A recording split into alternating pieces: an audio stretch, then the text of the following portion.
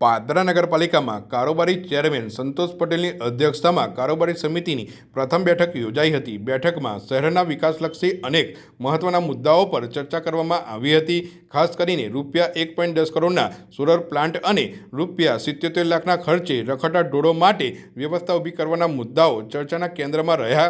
પાદરા નગરપાલિકામાં આજે કારોબારી ચેરમેન સંતોષ પટેલની અધ્યક્ષતામાં કારોબારી સમિતિની પ્રથમ બેઠક મળી હતી। બેઠકમાં કારોબારી સમિતિના કુલ 9 સભ્યોમાંથી 8 સભ્યો ઉપસ્થિત રહ્યા હતા। સાથે જ નગરપાલિકાના વિવિધ વિભાગોના અધિકારીઓ અને કર્મચારીઓ પણ હાજર રહ્યા હતા। બેઠક દરમિયાન કુલ 14 એજન્ડા મુદ્દાઓ પર ચર્ચા કરવામાં આવી હતી। શહેરના વિવિધ સ્થળોએ અંદાજે ₹1.10 કરોડના ખર્ચે સોલર પ્લાન્ટ સ્થાપવાની યોજના અંગે મહત્વપૂર્ણ ચર્ચા કરવામાં આવી હતી, જેનાથી વીજ બચત અને સ્વચ્છ ઉર્જાને પ્રોત્સાહન મળશે।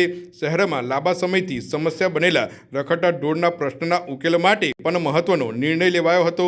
અંદાજે 77 લાખના ખર્ચે ઢોર માટે વિશેષ વ્યવસ્થા ઊભી કરવામાં આવશે, જેમાં પીવાનું પાણી, ઘાસચારો અને અન્ય જરૂરી સુવિધાઓ ઉપલબ્ધ કરવામાં આવશે।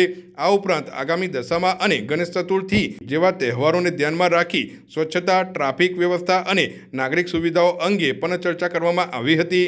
કારોબારી સમિતિની પ્રથમ બેઠકમાં શહેરના વિકાસ સાથે જોડાયેલા મહત્વપૂર્ણ નિર્ણયો પર ચર્ચા કરવામાં આવી છે। હવે આ નિર્ણયોનો અમલ કેટલા સમયમાં થાય છે તેના પર પાદરાવાસીઓની નજર રહેશે। આજરોજ પાદરા નગરપાલિકાની પહેલી કારોબારી મીટિંગનું આયોજન કરવામાં આવ્યું હતું।